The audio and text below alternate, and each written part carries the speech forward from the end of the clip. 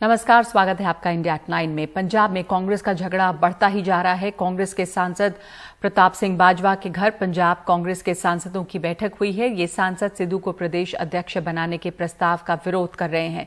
इन्होंने कांग्रेस अध्यक्ष सोनिया गांधी से मिलने का समय मांगा है और उधर पंजाब में पटियाला और खन्ना, इन तमाम जगहों पर सिद्धू अपने समर्थकों से लगातार मिल रहे हैं। नवजोत सिंह सिद्धू पंजाब के कांग्रेस नेताओं के बीच अपना समर्थन बढ़ाने की कोशिश में जुटे हुए हैं। उधर उन्हें पंजाब प्रदेश कांग्रेस अध्यक्ष बनाए जाने के आलाकमान के प्रस्ताव का विरोध तेज हो गया है। शनिवार को करीब 30 विधायकों से मुलाकात के बाद रविवार को सिद्धू कैप्टन अमरिंदर सिंह के गढ़ पटियाला में विधायकों से मिलते रहे। फरवरी से सिद्धू पटियाला में काफी सक्रिय हैं। कांग्रेस हाई कमांड सिद्धू ਨੂੰ ਪ੍ਰਧਾਨ ਬਣਾਉਣਾ ਚਾਹੁੰਦੀ ਹੈ। ਸਿੱਧੂ ਹੋਣਹਾਰ ਲੀਡਰ ਹੈ। ਲੋਕ ਕਹਿੰਦੇ ਜੇ ਕਾਂਗਰਸ ਐਤਕੀ ਸਰਕਾਰ ਬਣਨੀ ਹੈ ਸਿੱਧੂ ਨੂੰ ਪ੍ਰਧਾਨ ਬਣਾਓ।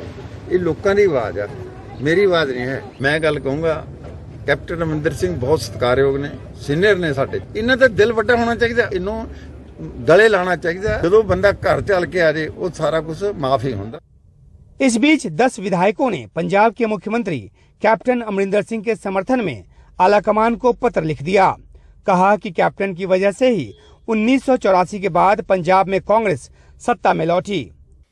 इधर कैप्टन के समर्थन में दिल्ली में भी प्रताप सिंह बाजवा के घर कांग्रेस के 9 सांसद जुटे। इन सांसदों ने कांग्रेस अध्यक्ष सोनिया गांधी से मिलने का समय मांगा ताकि वो उन्हें सिद्धू के विरोध की वजह समझा सकें। जहां तक कांग्रेस के अंदरूनी मामलों का सवाल है, वो बात जो कांग्रेस के अंदरूनी प्लेटफॉर्म्स हैं उसके ऊपर होगी। सूत्रों के मुताबिक कांग्रेस के ये 9 सांसद मानते हैं कि बीते 4 साल में सिद्धू का व्यवहार बहुत ही मनमाना रहा है और पंजाब कांग्रेस पर उनकी कोई पकड़ नहीं। लेकिन जब प्रताप सिंह बाजवा से पूछा गया तो उन्होंने इस मुद्दे पर गोल मटोल जवाब दिया। जो सोनिया जी जिसको बनाएंगे और राहुल जी बनाएंगे, हम उनको कबूल करें। आप लोग कहने को ये कह तो रहे हैं कि जो सोनिया गांधी और राहुल गांधी जिनको बनाएंगे, लेकिन फिर आप लोग कह रहे हैं खूंटा वहीं गड़ेगा। हमने आपको पहले बताया कि हम तो वफादार सिपाही हैं कांग्रेस। 44 साल मुझे जमात में हो गए। तो फिर इस फैसले को क्यों नहीं मान लेते? क्योंकि सिद्धू को भाई कोई करेगा तो मानेंगे। कहाँ हुआ फैसला भी? इस बात से इनकार कर रहे हैं कि कांग्रेस पार्टी के भीतर कोई डिफरेंस नहीं है। खासतौर पे जिस तरह की खबरें आ रही हैं सब बात को निगेट कर रहे हैं। लेकिन इतनी बात ज़रूर है कि कांग्रेस पार्टी इस पूरी कवायद से काफ़ी ये लंबी कवायद खींच रही है और कांग्रेस पार्टी के सामने अगर जल्दी कोई रास्ता नहीं निकला तो पंजाब से कांग्रेस के लिए और ज़्यादा चैलेंजेस पैदा होने के खतरे भी हैं। इस पूरे संकट के बीच पंजाब प्रदेश कांग्रेस के मौजूदा अध्यक्ष सुनील जाखड़ ने सोमवार को सभी विधायकों और जिला अध्यक्षों की बैठक बुलाई है। इस बैठक में ये प्रस्ताव पास होने की उम्मीद है कि आलाकमान जो फैसला लेगा वो प्रदेश इकाई को मान्य होगा। चंडीगढ़ से मोहम्मद गजाली के साथ नई दिल्ली से उमाशंकर सिंह, एनडीटीवी इंडिया। कांग्रेस अध्यक्ष सोनिया गांधी ने पार्टी संसदीय समूह का पुनर्गठन किया है और खास बात यह है कि इस फेरबदल में G23 के वैसे नेताओं को भी शामिल किया गया है जिन्होंने पिछले साल एक विस्फोटक चिट्ठी लिखकर पार्टी में कई अहम पद खो दिए थे। G23 के असंतुष्ट नेताओं में से शशि थरूर, मनीष तिवारी को लोकसभा में 7 सदस्यीय समूह का हिस्सा बनाया गया है। बंगाल कांग्रेस के प्रमुख अधीर रंजन चौधरी लोकसभा में पार्टी के नेता बने रहेंगे, जबकि असम के पूर्व सीएम तरुण गोगोई के बेटे गौरव गोगोई सदन उपनेता के रूप में अपना पद बरकरार रखेंगे। इसके साथ ही अधीर रंजन के लोकसभा में पार्टी नेता के पद जाने की अटकलों को विराम लग गया। राज्यसभा में मल्लिकार्जुन खड़गे सदन के नेता बने रहेंगे, जबकि एक अन्य असंतुष्ट सांसद आनंद शर्मा को उपनेता बनाया गया है। जयराम रमेश राज्यसभा में मुख्य सचेतक, जबकि चिदम्बरम, दिग्विजय सिंह और केसी वेणुगोपाल इस समूह के सदस्य होंगे।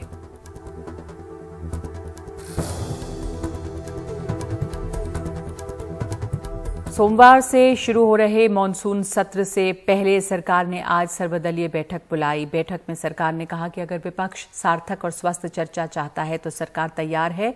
वहीं विपक्ष महंगाई, पेट्रोल डीजल की बढ़ती कीमतें और टीकाकरण की धीमी रफ्तार पर सरकार से सवाल पूछेगा। संसद का मानसून सत्र सोमवार से शुरू होने से पहले सर्वदलीय बैठक। पहली बैठक सरकार की ओर से बुलाई गई तो दूसरी बैठक लोकसभा अध्यक्ष ने बुलाई। 30 दलों के 40 से अधिक नेताओं ने हिस्सा लिया। कोशिश रही कि 19 जुलाई से 13 अगस्त तक चलने वाला मानसून सत्र सुचारू ढंग से चले। संसद का मानसून सत्र 19 जुलाई 13 अगस्त तक चलेगा। मेरी कोशिश होगी कि सरकार और प्रतिपक्ष दोनों मिलकर विभिन्न मुद्दों पर चर्चा हो, सार्थक चर्चा हो, सकारात्मक चर्चा हो, विधायी कार्य में भी पर्याप्त समय, पर्याप्त अवसर सभी मान्य सदस्यों को मिले। विपक्ष ने लोकसभा राज्यसभा दोनों में सरकार को घेरने की पूरी तैयारी कर ली है। खासकर किसानों का आंदोलन, महंगाई, बेरोजगारी, पेट्रोल डीजल के दाम, कोरोना महामारी के संकट को लेकर विपक्ष सरकार को सदन में घेरना चाहती है। देखिए, हम लोग महंगाई पे चर्चा चाहते हैं, किसान के मुद्दे पर चर्चा चाहते हैं, कोविड और वैक्सीनेशन के बारे में चर्चा चाहते हैं। 3 हमारा अहम मुद्दा है। कृषि कानून जब लाए गए उस समय भी हमारी पार्टी ने कहा आप इसको सेलेक्ट कमेटी में भेजिए, एक बहुत बड़ा नुकसान होगा। मैंने खुद सीनियर लीडर्स को सबको बोला सड़कों पे किसान उतरेंगे, बहुत बड़ा आंदोलन खड़ा होगा। लेकिन अपने सबसे पुराने अलायंस पार्टनर की नहीं सुनी, अपने मंत्री की नहीं सुनी, और नंबरों के जोर जबर से जब दोनों हाउसेज में ये पास किया गया तो आपने देखा है कि कैसा आंदोलन खड़ा हुआ। एक राज्य से दूसरे राज्य, तीसरे राजस्थान से लेकर यूपी तक ये फैल गया। वहीं सरकार का कहना है कि वह संसद में सार्थक, स्वस्थ और शांतिपूर्ण चर्चा के लिए तैयार है। सरकार की तरफ से 23 नए विधेयक पेश किए जाएंगे, 6 अध्यादेशों के स्थान पर विधेयक आएंगे और 2 वित्तीय संकल्प पारित कराए जाएंगे। इस प्रकार से 31 विधेयक पारित कराने का प्रस्ताव है। प्रधानमंत्री जी ने चाहा स्वस्थ और सार्थक चर्चा होना चाहिए, शांतिपूर्ण ढंग से होना चाहिए। जो ट्रेडिशन है, परंपरा है डेमोक्रेसी का, वो मन में रखते हुए जो मुद्दा उठाना चाहते हैं, नियम और प्रक्रिया के तहत से वो सभी चर्चा करने के लिए सरकार तैयार है। सरकार भले ही कहे कि वो हर मुद्दे पर बहस कराने को तैयार है, लेकिन विपक्ष का आरोप है कि सरकार मौका नहीं देती है। भले ही सर्वदलीय बैठक संसद के मानसून सत्र में सत्ता और विपक्ष के बीच गतिरोध दूर करने के लिए बुलाई गई हो, लेकिन दोनों के बीच की खाई इतनी गहरी हो गई है कि संसद के मौजूदा सत्र के हंगामेदार होने के पूरे आसार हैं। विपक्ष के पास महंगाई, कोरोना और तेल जैसे मुद्दे हैं, वहीं सरकार की कोशिश विपक्ष की धार को कुंद करने की होगी। संसद भवन से कैमरामैन मनु नायर के साथ राजीव रंजन, एनडीटीवी इंडिया। उत्तर प्रदेश में आगामी विधानसभा चुनाव को लेकर बीएसपी ने अपनी कमर कस ली है और मायावती पार्टी को मजबूत करने में जुट गई हैं। उन्होंने एक प्रेस कॉन्फ्रेंस करके प्रदेश के ब्राह्मण समाज को फिर से बीएसपी से जुड़ने की अपील की है और कहा है कि 23 जुलाई से ब्राह्मण सम्मेलन किया जाएगा, जिसकी शुरुआत अयोध्या से होगी और उसकी जिम्मेदारी सतीश चंद्र मिश्र को सौंपी है।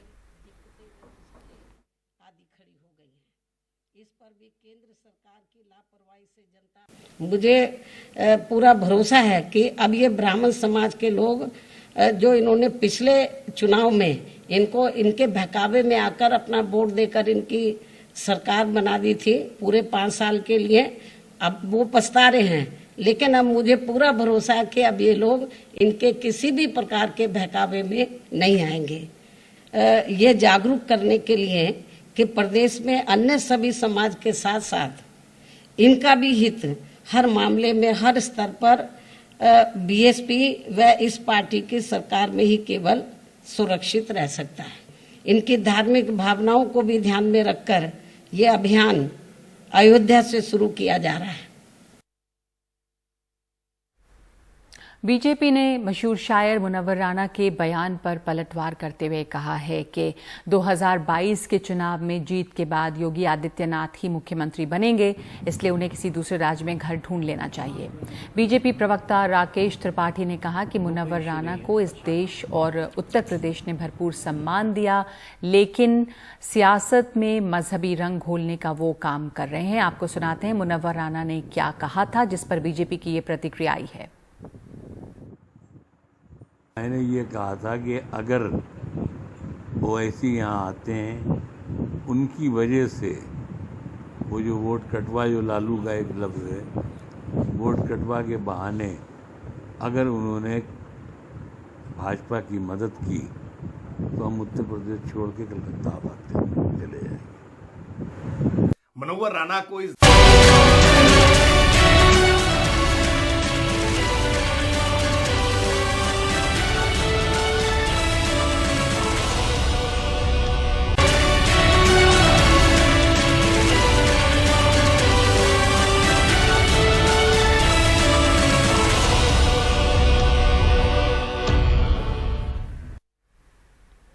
मुंबई में लगातार हुई भारी बारिश की वजह से वहां पे भूस्खलन हुआ है और इसमें कई लोगों की मौत हुई है। चेंबूर में 21 और विक्रोली में 10 लोग मारे गए हैं। बीजेपी ने बीएमसी पर आरोप लगाया है और इस हादसे की जांच की मांग की है। रविवार को मुंबई बारिश से सराबोर रहा। शहर के कई इलाकों में पानी भर गया। शनिवार रात 11 बजे जो बारिश शुरू हुई तो रात भर नहीं थमी। सुबह होते होते कई इलाकों से हादसों की खबरें आने लगी। कम से कम 11 जगहों पर दीवारें ढह गई, लेकिन इनमें 2 हादसे ज्यादा भयानक रहे। चेंबूर के वाशीनाका इलाका और विक्रोली के सूर्यानगर इलाके में कुल 23 लोगों को जमीन धंसने, दीवार गिरने से जुड़े हादसों में मौत हो गई। जी फिलहाल हम मौजूद है चेंबूर के वाशीनाका इलाके में, जहां पे कल रात भारी बारिश की वजह से लैंडस्लाइड की वजह से यहां पे एटलीस्ट 20 लोगों की मौत हो चुकी है पूरे मुंबई में। रात को 12:30 बजे हुआ है। बीआरसी का कंपाउंड वॉल गिरा। हम लोगों ने 1 बजे से कॉल कर रहे, हमको इनका सेवा मिलता है 3:30 बजे। बीएसटी का लाइट का जल्दी बंदोबस्त हो जाता था और फायर ब्रिगेड आता था तो कुछ इलाज हो जाता था जल्दी, लेकिन बहुत लेट आ गई। मुझे लगता है 200 mm से ज्यादा बारिश हर जगह हुए है। मुंबई में जो फॉर्मल हाउसिंग की समस्या है वो हम उसको हल निकालने की कोशिश कर रहे हैं। तो कल की समस्या एक नेचुरल डिजास्टर थी। जो बारिश में बाढ़ आई, ऊपर से पानी और मिट्टी बह के आई, वो दीवार को तोड़ के आई है और वो दीवार पूरी आरसीसी की दीवार थी, यानी उतना जो फोर्स था पानी का वो कोई भी रोक नहीं सकता। केंद्र और राज्य सरकार ने प्रभावित लोगों के लिए मुआवजे का ऐलान किया। उधर बीजेपी विधायक आशीष शेलार ने शिवसेना की अगुवाई वाली बीएमसी पर आरोप लगाते हुए इन हादसों की जांच की मांग की। जहां पर धोखा ज्यादा है, डेंजरस सिचुएशन है, कम से कम इमीडिएट उन लोगों को शिफ्ट किया जाए। इसके बारे में जल्द ही निर्णय करेंगे। महानगर पालिका इसको लेकर जाँच करेगी। लगातार बारिश का असर भांडुप वाटर कॉम्प्लेक्स पर भी दिखाई दिया। शहर के ये सबसे बड़े वाटर ट्रीटमेंट प्लांट की बिजली चली गई, जिससे वाटर सप्लाई कट करना पड़ा। लिहाजा बीएमसी ने लोगों से आग्रह किया कि वो पानी उबाल कर पिए। मुंबई में शनिवार रात 11:30 बजे से सुबह 4:30 बजे के बीच 196 मिलीमीटर बारिश रिकॉर्ड की गई, जबकि मुंबई के उपनगरीय इलाकों में इस दौरान 235 मिलीमीटर बारिश पड़ी। मौसम विभाग का अनुमान है कि मुंबई में ये भारी बारिश अगले 5 दिन भी जारी रहेगी। मुंबई से कैमरा पर्सन प्रवीण जी रोहित और राजेंद्र दयालकर के साथ पूर्वा चिटनिस, एनडीटीवी इंडिया।